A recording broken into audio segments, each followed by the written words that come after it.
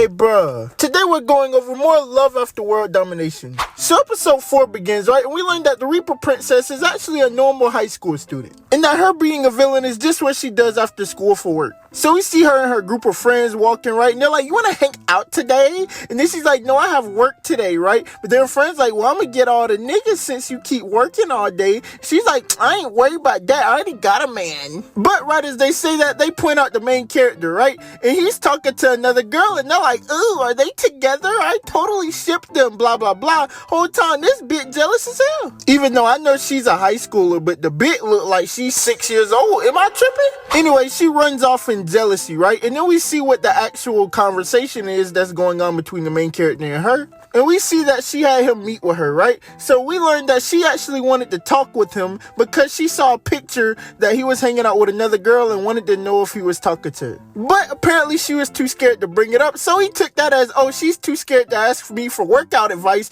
pulled out some protein, pulled out a goddamn manual, and started guiding her through how to work out. So after this nigga started rambling on and on and on about it, she was like, yeah, there's no way this nigga get bitches. I don't even know why I was worried. So she just goes along with it, acts like that's what she wanted to talk about, but then they get an emergency message. So we see the ops, right? The bear, right? The Reaper Princess, all that, right? They fighting, right? And then this time he's like, okay, what are we gonna talk about now? Because you think they're just gonna play around this time. Nope, this bitch kicked the goofy out this nigga. So he's like, hold on, wait, was my timing off? Maybe my timing was off. He ran at her, and then she cooked this man again. And then she started doing some type of tornado whirlwind move or something. Put this nigga in there and put bro through a wall. So he's like, yo, what's going on? But the whole time, she's still trying to throw hands with bro. So while they're still doing that, she then reveals that she saw what was going on in the cafe. And he was like, no, it's not what it looked like. But she's like, no, I know you wouldn't cheat on me, but I know that I'm too good for you, as I was raging in jealousy. And then we actually get a little serious in the show, right? So basically, she's like, you deserve better than me. I'm too ruthless. Love has made me weak. I'm not that person anymore. And that everything about this was a mistake from the get-go.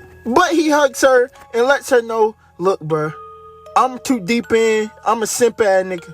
Now that I love you now, I'm gonna love you the rest of my life. And after all that, she's willing to accept and trust his words. And it seemed like a really wholesome moment. Me, I would have had the Hadouken the bitch. She put me through a wall. So they're sitting down reminiscing. She's like, well, you're gonna have to take me on a date just like that and I'll forgive you. The whole time, they don't even realize they've been caught because they look to the side and they see one of his fellow Temu Power Rangers. So then right after that, right, she's just like, oh, let's go back to headquarters because he was trying to explain what was going on. It was like, okay, she seemed pretty calm. Is she not mad? Maybe she still don't know. So he asks, oh, what did you hear, by the way? And then she basically reveals she heard the whole goddamn conversation. So he starts visualizing his whole hero prowess, everything about him being a hero getting crumbled to the ground after she reveals his secret that he's dating a villain. So they go inside headquarters, right? They said she wanted to announce something. He's like, okay, I'm cooked, right? She didn't announce that. She just said they needed exams and they're probably going to be away for a little bit. So then we see the main character. He confused. He like, nigga,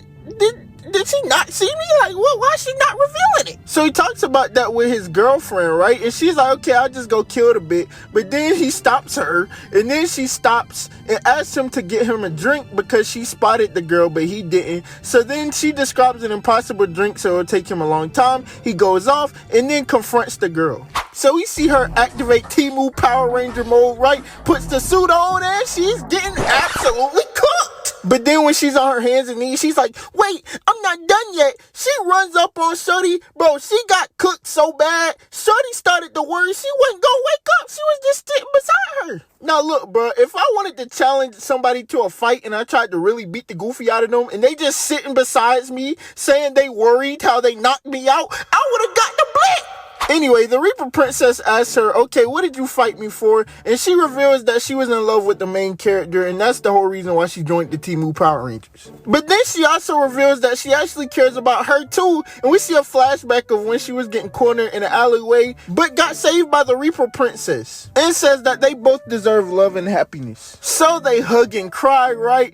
And then after some time comes by, the main character finally comes back, but wasn't able to find her drink. But then she sees she's sleeping on her lap. She's like, she's sleeping. And the whole time, this nigga like, bro, you just killed her? And that was the end of the episode. Bro, I ain't gonna lie, this is low-key my favorite episode because it had serious moments and it was still funny. Like, bro, this actually felt like a story plot. Like, before it just felt like they was like screwing around, bro. This felt real. Like, that felt like a real thing, bro.